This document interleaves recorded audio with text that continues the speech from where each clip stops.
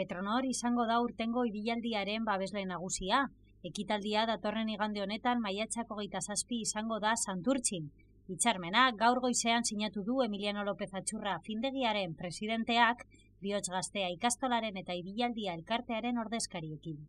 No solo entra dentro de los actos del 50 aniversario de Petronor, sino fundamentalmente esto es una muestra firme del apoyo a la cultura de nuestro país y a su columna vertebral, que es el euskera.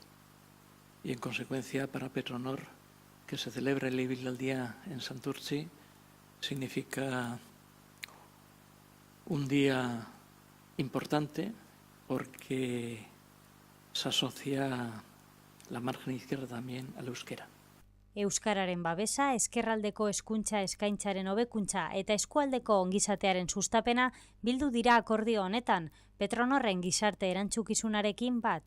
El esfuerzo de Petronor, con la colaboración que está teniendo con nuestro proyecto de Ikastola, con el esfuerzo y con el refuerzo que hace hacia el desarrollo y el mantenimiento de la lengua, del euskera, animar a todo el mundo a que participe en la fiesta del domingo. Creo que tenemos asegurado el buen tiempo y seguiremos avanzando y seguiremos consolidando aún más el proyecto de Ikastola y el desarrollo de la lengua.